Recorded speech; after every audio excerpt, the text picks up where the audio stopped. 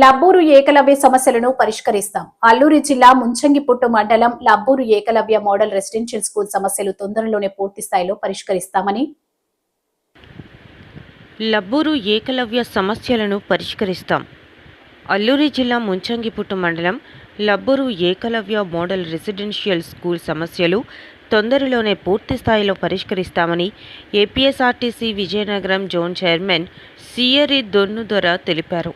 ఆదివారం లబ్బూరు ఏకలవ్యలో సందర్శించిన అనంతరమైన మీడియాతో మాట్లాడుతూ ఏకలవ్యలో ఉన్న నీటి సమస్య 2 రోజుల్లో పరిష్కరిస్తామని హామీ ఇచ్చారు. పాఠశాల 2వ అంతస్తు భవన నిర్మాణంతో పాటు ప్రహరీ గోడ నిర్మాణం త్వరలోనే పూర్తి చేస్తామన్నారు. లబ్బూరు ఏకలవ్యను టీడీపీ హయాంలోనే మంజూరు చేసిందని, కూటమి ప్రభుత్వం అధికారంలో ఉన్నప్పుడే పాఠశాల ప్రారంభించడం సంతోషంగా ఉందన్నారు. గిరిజన ప్రాంతంలో ఉన్న అన్ని గురుకుల ప్రభుత్వ పాఠశాలల సమస్యలు పరిష్కారానికి కృషి చేస్తామని అన్నారు. ఏకలవ్య పాఠశాల విద్యార్థులు ఉన్నత చదువులు చదివి ప్రయోజకులు కావాలని ఆకాంక్షించారు. పాఠశాలల విద్యాభివృద్ధికి కూటమి ప్రభుత్వం కట్టుబడి ఉందన్నారు. ఈ పర్యటన సందర్భంగా ఉపాధ్యాయుల పనితీరును ప్రశంసిస్తూ విద్యార్థులతో కలిసి సహపంక్తి భోజనాలు చేశారు.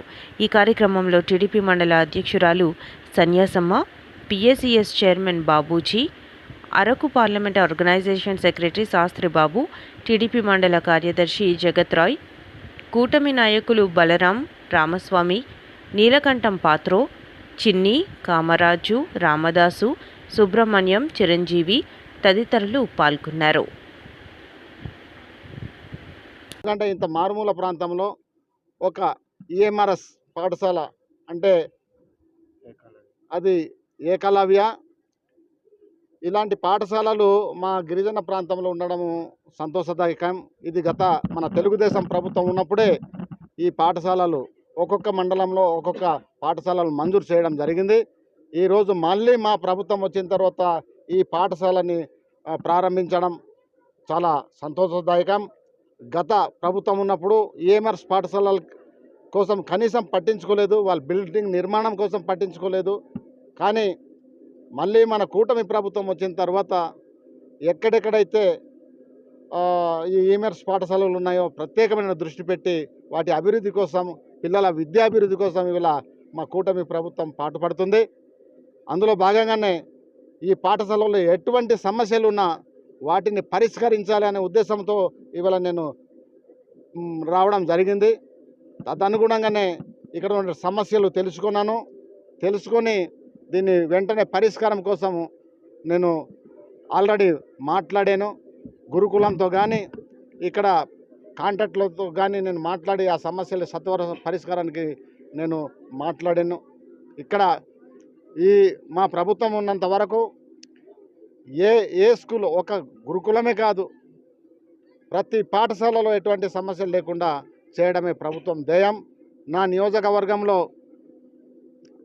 6 ఈఎంఆర్ఎస్ పాఠశాలలు ఉన్నాయి. ఈ 6 ఈఎంఆర్ఎస్ పాఠశాలలో కూడాను ఎటువంటి ఇబ్బంది లేకుండా, ఆ సమస్యలు లేకుండా చూడడానికి నేను ఆల్రెడీ గురుకులంతో నేను మాట్లాడడం జరిగింది. కాబట్టి భవిష్యత్తులో ఇక్కడ మంచి ఉన్నతమైనటువంటి విద్య, ఏ ఉద్దేశంతో అయితే ఇక్కడ పాఠశాల స్థాపించారో ఆ ఉద్దేశం నెరవేర్చబడే విధంగా ఇక్కడ పిల్లలు మంచిగా చదువుకొని మంచి ఉన్నతమైనటువంటి స్థాయికి ఎదగాలని, మంచి భవిష్యత్తు మా గిరిజన పిల్లలు అందుకోవాలని ఈ సందర్భంగా నేను తెలియజేస్తూ, ఇక్కడ పనిచేస్తున్నటువంటి ఉపాధ్యాయులు కూడా పిల్లల భవిష్యత్తు కోసం చాలా కష్టపడుతున్నారు. ఇప్పుడే ప్రతి క్లాస్కి నేను తిరిగాను. ప్రతి క్లాస్కి తిరిగి వాళ్ళ పిల్లలు ఏ రకంగా చదువుకుంటున్నారో వాళ్ళందరినీ కూడా అడిగి తెలుసుకోవడం జరిగింది. ఉపాధ్యాయులు చాలా చక్కగా బోధిస్తున్నారని పిల్లల నోట నుండి వచ్చినటువంటి మాట. అలాగే వాళ్ళతో కలిసి నేను వాళ్ళకి మెను ఏ రకంగా పెడుతున్నారు, భోజనాలు ఎట్లా పెడుతున్నారని పరిశీలించడం జరిగింది. వాళ్ళతో పాటు నేను కూడా సహపంక్తి భోజనం చేయడం జరిగింది.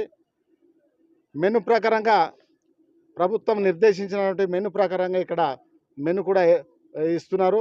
ఏదేమైనా ఈ పాఠశాల బాగా జరుగుతూ ఉంది. ప్రిన్సిపల్ గారు సుమన్ గారు కూడా అంత పిన్న వయసు అయినా కానీ చాలా బాధ్యత తీసుకొని ఈ పాఠశాలను ఒక మంచి పొజిషన్కి తీసుకెళ్లాలని ప్రిన్సిపల్ గారు కూడాను ఆవిడ చాలా కష్టపడుతున్నారు. దానికి తగ్గట్టు ఇక్కడ ఉన్నటువంటి ప్రతి స్టాఫ్ పిల్లల భవిష్యత్తుని దృష్టిలో పెట్టుకొని అందరు కష్టపడుతున్నందుకు ప్రిన్సిపల్తో పాటు ఆ స్టాఫ్కి కూడా ధన్యవాదాలు తెలియజేస్తూ, ఈ మా ప్రభుత్వం కూటమి ప్రభుత్వం గిరిజనుల విద్యాభివృద్ధి కోసం కంకణం కట్టుకొని గిరిజనుల విద్యార్థి కోసం అభివృద్ధి కోసం కట్టుబడి ఉంది. దానికోసం ఏదైనా ఎలాంటి అభివృద్ధి కావాలో, పిల్లలకి ఎలాంటి విద్య కావాలో వాళ్ళకి అలాంటి విద్య అందించడానికి మా ప్రభుత్వం కట్టుబడి ఉంది. కాబట్టి రాబోయే రోజుల్లో ఈ పాఠశాల నుండి మంచి విద్యావేత్తలుగా తయారు చేయడమే లక్ష్యంగా ఈ మన ఉపాధ్యాయులు కృషి చేస్తున్నారు. కాబట్టి భవిష్యత్తులో మన పిల్లలు మంచి విద్య అందుకొని, నాణ్యమైనటువంటి విద్య అందుకొని మంచి భవిష్యత్తు అందుకుంటారని ఆశిస్తూ ఆశాభావం వ్యక్తం చేస్తూ ఉన్నాను. Thank you. ప్రహరీ గోడ నిర్మాణం అనేది ఇంకా పూర్తి కాలేదు సార్. దాంతోపాటు ఇప్పుడు పై అంతస్తు ఉంది.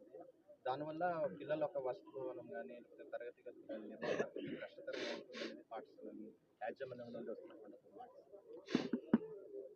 పై అంతస్తులు నిర్మాణం ప్రస్తుతానికి కొనసాగుతూ ఉంది.